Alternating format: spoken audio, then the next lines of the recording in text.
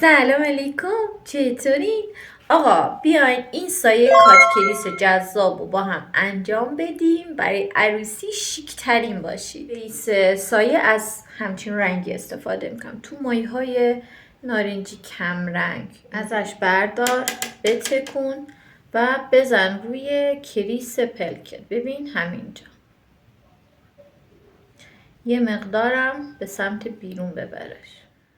چند بار این رنگ‌گذاری رو انجام بده تا به پیگمنت دلخواهت برسی. هر دو تا چشمت رو همزمان انجام بده که قرینه در بیاد. بعد یه رنگ 1 درجه تیره تر میزنیم همون قسمت.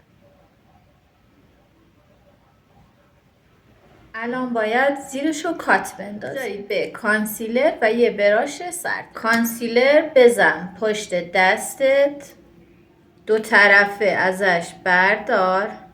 اگه تا اینجای ویدیو رو دوست داشتید کانالمو سابسکرایب کنید که کلی آموزش‌های خفن بیشتری در راهه. بعدم توشو پر کن.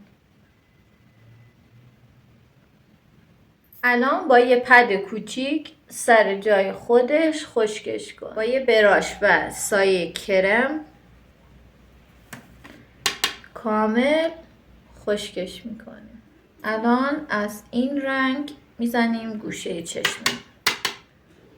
سعی کنید نچسبه به سایه بالا. با همچین براشی زیر چشممونم از سایه قهوه‌ای پررنگ میزنیم.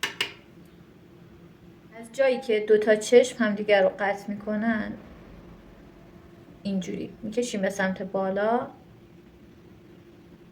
بعدم میاریمش پایین و توشو پر میکنیم. بعدم ریمل میزنیم. توی چشمم مداد سفید میکشیم. رژ لب، سایه کرم، این قسمت ها. کانتور روی استخون گونه اینجا به سمت شقیقه. رژ گونه بالاتر بازم به سمت شقیقه. کانتور بینی.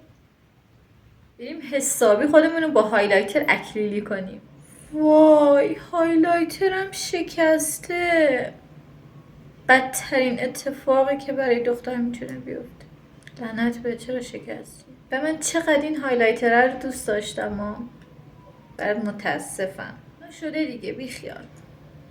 از باقی مانده سالمش برمیداریم و میزنیم روی اینجاها.